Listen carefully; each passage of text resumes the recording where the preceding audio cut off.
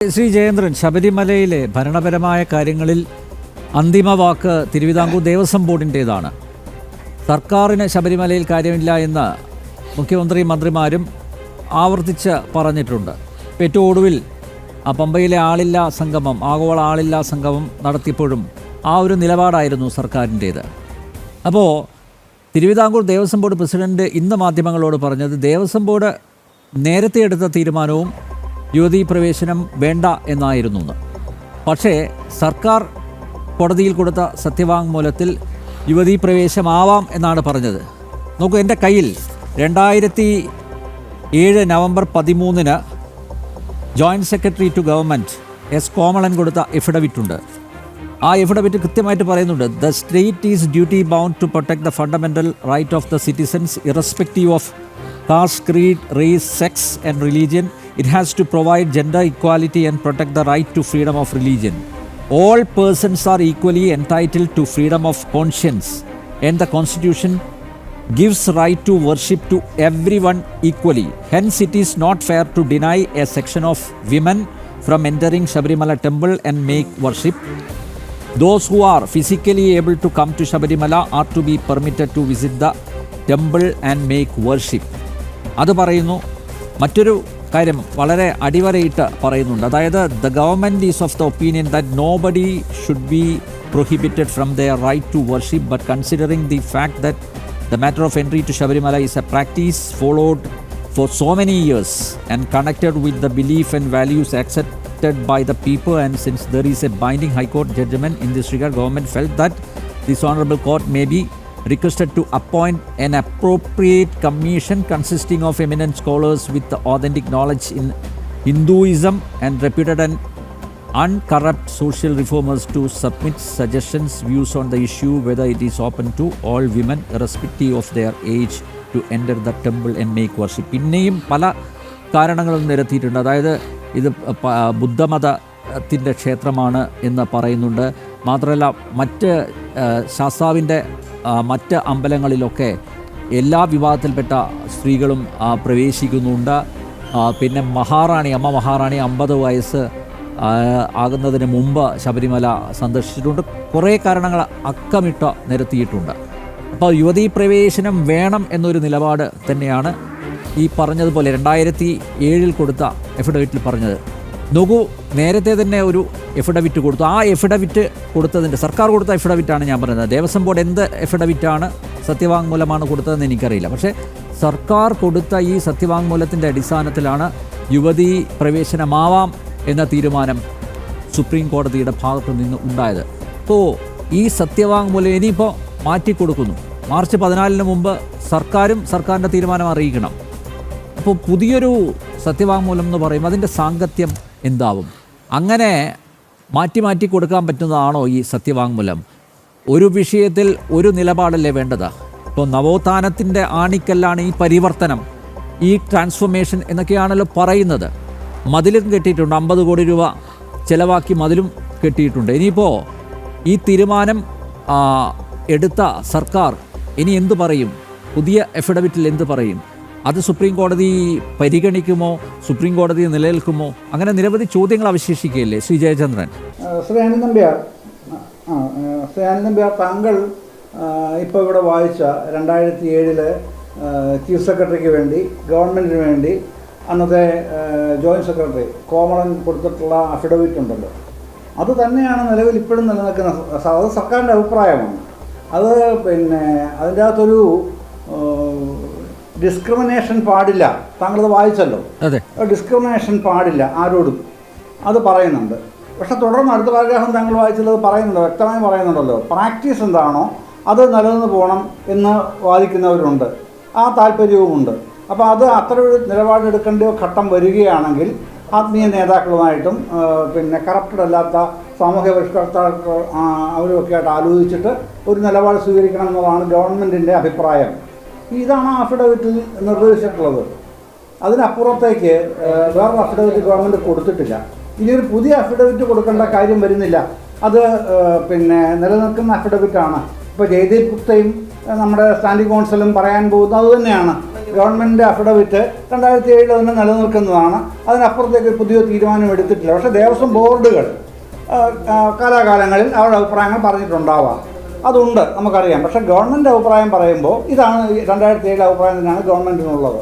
അത് അത്തരത്തിലുള്ള നിലപാട് പിന്നീട് ശബരിമലയിൽ സ്വീകരിക്കണമെന്ന് സുപ്രീം കോടതി ഉത്തരവിടുകയാണെങ്കിൽ അപ്പോഴും ഈ സമൂഹത്തിലെ സാമൂഹ്യ പരിഷ്കർത്താക്കളുടെയും ആത്മീയ നേതൃത്വങ്ങളുടെയും ഒക്കെ അവരുമൊക്കെയായിട്ട് ആലോചിച്ച് മാത്രമേ ഗവൺമെൻറ് ശബരിമലയിലെ കാര്യത്തിൽ തീരുമാനമെടുക്കൂ എന്ന് പിന്നീടും ആവർത്തിച്ച മുഖ്യമന്ത്രി അടക്കമുള്ളവർ വ്യക്തമാക്കിയിട്ടുണ്ട്.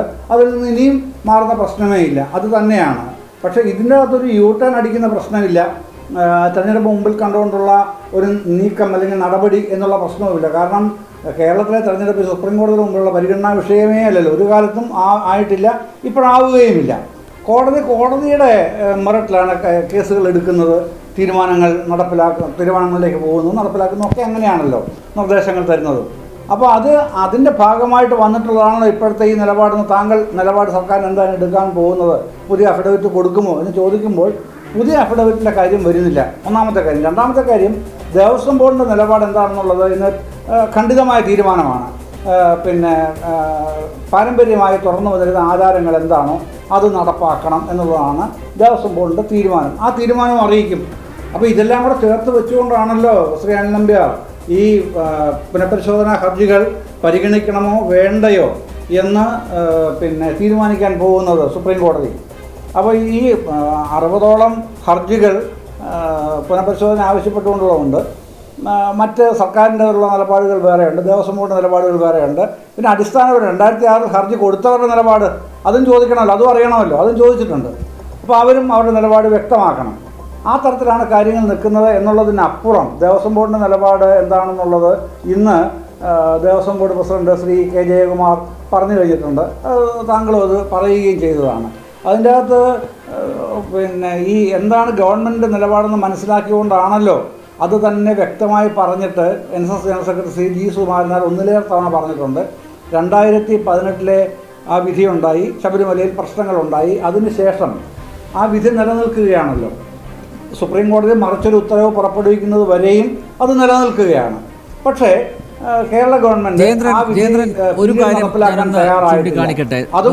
ഞാൻ നേരത്തെ പറഞ്ഞതുപോലെ ഇതില് ഈ ശബരിമലയുടെ കാര്യത്തിൽ തിരുവിതാംകൂർ ദേവസ്വം ബോർഡിന് തന്നെയാണല്ലോ പ്രധാനപ്പെട്ട തീരുമാനങ്ങളൊക്കെ എടുക്കാൻ സാധിക്കുന്നത്. അതാണ് അന്തിമം, സർക്കാരിൻ്റെ നിലപാട് അതാണ്. പിന്നെ സർക്കാർ എന്തിനാണ് ഇങ്ങനെയൊരു അഫിഡവിറ്റ് കൊടുത്തത് എന്ന ചോദ്യം പ്രസക്തമല്ലേ. ഇപ്പോൾ ദേവസ്വം ബോർഡ് ആവർത്തിച്ച് പറയുന്നു ശബരിമലയിൽ ആചാരങ്ങളും അനുഷ്ഠാനങ്ങളും സംരക്ഷിക്കപ്പെടണം.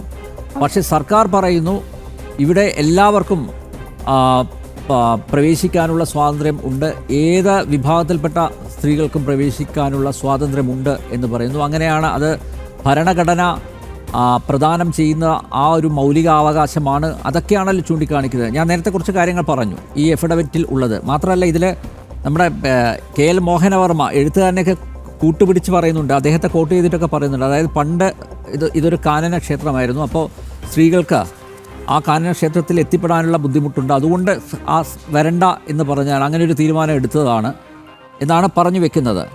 പിന്നെ പറയുന്നത് ശബരിമലയിലുള്ള പല ആചാര അനുഷ്ഠാനങ്ങൾ കാലാതീതമായിട്ട് പരിവർത്തനത്തിന് വിധേയമായിട്ടുണ്ട്.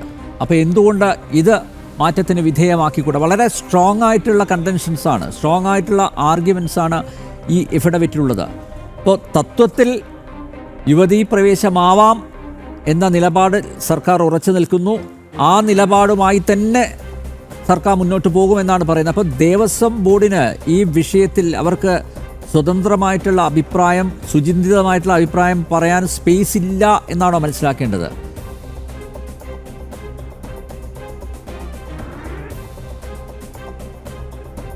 അങ്ങനെയല്ലല്ലോ, താങ്കൾ അങ്ങനെ വളഞ്ഞ വഴിയിൽ മനസ്സിലാക്കേണ്ട ഒരു കാര്യമില്ല. താങ്കളെ പോലുള്ളൊരു ജേർണലിസ്റ്റ് ഇതറിയാത്ത ആളൊന്നുമല്ല അനിൽ നമ്പ്യാർ എന്നുള്ളത് എനിക്കറിഞ്ഞുകൂടെ.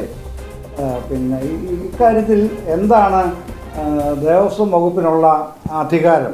ദേവസ്വം വകുപ്പ് സർക്കാരാണല്ലോ, അവർക്കുള്ള അധികാരം, ദേവസ്വം ബോർഡിനുള്ള അധികാരമുണ്ട്, അതിനകത്ത് പ്രീസ്റ്റ്ഹുഡിനുള്ള അധികാരമുണ്ട്. ഇതൊക്കെ അറിയുന്ന ആൾ തന്നെയാണല്ലോ താങ്കൾ.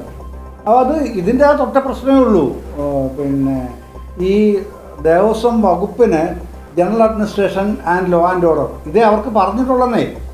അത് കവനന്റിൽ തന്നെ ഉള്ള കാര്യമല്ലേ. ഞാൻ ചോദിക്കുന്നത് എന്റെ സംശയം ബലപ്പെടുകയാണ്. അങ്ങനെയാണെങ്കിൽ ശ്രീ ജയചന്ദ്രൻ, ഈ ശബരിമലയിലെ സ്വർണ്ണ കവർച്ചയുണ്ടല്ലോ, പ്രമാദമായിട്ടുള്ള വിവാദമായിട്ടുള്ള ഈ സ്വർണ്ണ കവർച്ചയിൽ കടകംപള്ളി സുരേന്ദ്രനൊക്കെ അകത്ത് പോകേണ്ടതല്ലേ?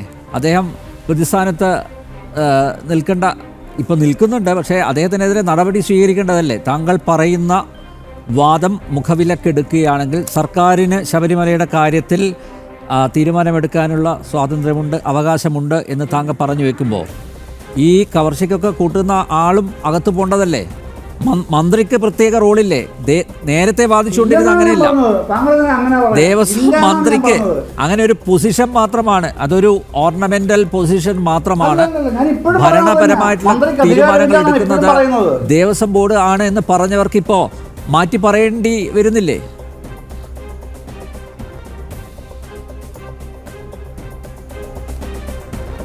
അങ്ങനെയല്ല, ഞാൻ തുടക്കം മുതൽ, ഇപ്പോഴല്ല, ഈ സ്വർണ്ണ കവർച്ച കേസ് ഉണ്ടായപ്പോൾ മുതലല്ല, അതിനു മുൻപ് പിന്നെ ഈ ശബരിമല അയ്യപ്പ സംഘവുമായി ബന്ധപ്പെട്ട ചർച്ചകൾ മുതൽ തന്നെ ഞാൻ പറയുന്നതാണ്, ദേവസ്വം ശബരിമലയുടെ കാര്യത്തിൽ, തിരുവിതാംകൂർ ദേവസ്വം ബോർഡിൻ്റെ കാര്യത്തിൽ സർക്കാരിൻ്റെ അധികാരം വളരെ പരിമിതമാണ് എന്ന് മാത്രമല്ല ഇന്നിന കാര്യങ്ങളിലാണ് എന്നുള്ളത് ഞാൻ അന്ന് മുതൽ പറയുന്നതാണ്. അനിൽ വേളയിൽ ഞാനുമായിട്ടൊക്കെ എത്രയോ തർക്കങ്ങളാണ് നിൽക്കുന്നത് ആ സമയത്ത് തന്നെ, അതിൽ ഓർക്കുന്നില്ല അതൊക്കെ. അത് അന്ന് മുതലേ ഞാൻ പറയാം, ആ സ്റ്റാൻഡിൽ എനിക്ക് യാതൊരു മാറ്റവുമില്ല. ഇപ്പോഴും പൊതുഭരണവും ക്രമസമാധാന പാലനവും മാത്രമേ ഉള്ളൂ ദേവസ്വം വകുപ്പിൻ്റെ അധികാരം. അതുകൊണ്ടാണ് ഒരു ദേവസ്വം മന്ത്രിമാരും നാളിതുവരെ തിരുവിതാംകൂർ ദേവസ്വം ബോർഡിൻ്റെ മിനിറ്റ്സിൽ ഒപ്പിടാത്തത്. അവർക്കതിന് അധികാരമില്ലാത്തതുകൊണ്ടാണ്. അങ്ങനെ യാതൊരു അധികാരവും ഒരു ദേവസ്വം മന്ത്രിക്ക് ഇല്ലാന്നേ. അത് വേറെ കാര്യം. പിന്നെ മറ്റാരെങ്കിലും അങ്ങനെ ഇടപെട്ടിട്ടുണ്ടോ അതൊക്കെ പോലീസ് തെളിയിക്കട്ടെ.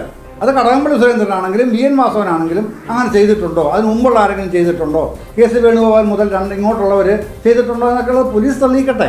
അതെല്ലാം അന്വേഷിക്കാൻ ഇപ്പം ഹൈക്കോടതി തന്നെ നിർദ്ദേശിച്ചിട്ടുണ്ടല്ലോ. അപ്പോൾ ആ സാഹചര്യത്തിൽ അത് അവരുടെ പിന്നെ ചുമതലയിൽ തന്നെ വരുന്നതാണ്, അത് തെളിയിച്ചോട്ടെ. പക്ഷേ നിലവിൽ നമ്മുടെ മുമ്പിലുള്ള യാഥാർത്ഥ്യങ്ങൾ ഇതാണ്.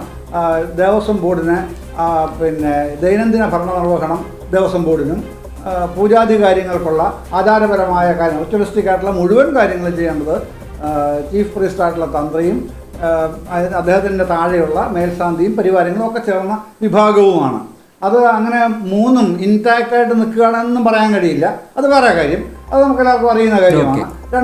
ഈ മൂന്ന് വിഭാഗങ്ങൾ ഇങ്ങനെ നിയമപ്രകാരം ഇങ്ങനെ വിഭജിക്കപ്പെട്ട് നിൽക്കുകയാണെങ്കിലും മൂന്ന് പേരും ഇടകലർന്ന് തന്നെയാണ് പലപ്പോഴും പോകുന്നതെന്നുള്ളത് നമ്മൾ കാണുന്നതുമാണ്. പക്ഷെ നിയമപ്രകാരം വരുമ്പോൾ ഒരു വ്യവസ്ഥാപിതമായ രീതിയിൽ അതിനെ വിഭജിച്ച് നിർത്തി സംസാരിക്കേണ്ടി വരുമ്പോൾ, പ്രത്യേകിച്ചും കോടതിയിലാകുമ്പോൾ ഈ വിഭജനം പിന്നെ അങ്ങനെ തന്നെ നിലനിൽക്കും. അവരവരുടെ അധികാര പരിധിക്ക് അകത്തു നിന്നുകൊണ്ട് വർത്തമാനം പറയാൻ പറ്റൂ. അധികാരം ലംഘിച്ചിട്ടുള്ള ആരുണ്ടെങ്കിലും ശരി, അത് മന്ത്രിയാണെങ്കിലും തന്ത്രിയാണെങ്കിലും ഒരുപോലെ കുറ്റക്കാരാകും. അത് ദേവസ്വം ബോർഡ് പ്രസിഡന്റ് പ്രാഥമികമായി അത്തരം കുറ്റം നിർവഹിച്ചിട്ടുണ്ട്, ചെയ്തിട്ടുണ്ട് എന്ന് തോന്നിയതുകൊണ്ടാണല്ലോ പത്മകുമാർ എപ്പോഴും അകത്ത് കിടക്കുന്നത്. വാസു അങ്ങനെ ആയിരുന്നല്ലോ. അതൊക്കെ നമ്മുടെ മുമ്പിലുള്ള കാര്യമാണ്. അതിലൊന്നും എനിക്ക് യാതൊരു തർക്കവുമില്ല. അതങ്ങനെ തന്നെ പോവുകയും വേണം. പക്ഷേ താങ്കൾ തുടക്കം മുതൽ ചോദിച്ച ചോദ്യമുണ്ട്, രാംകുമാർ സാറിന് ചോദിച്ചില്ലേ, യു ടേൺ ആണോ അതോ മറ്റേ ഇത് വൈകി വന്ന വിവേകമാണോ കൊണ്ടുള്ള ഒരു പിന്നെ അഡ്ജസ്റ്റ്മെന്റ് ആണോ? അതൊന്നും അതിൻ്റെ ഒന്നും കാര്യം സുപ്രീം കോടതി കഴിയില്ല എന്ന്. അത് സുപ്രീം കോടതി അതൊന്നും കഴിയില്ലെന്ന്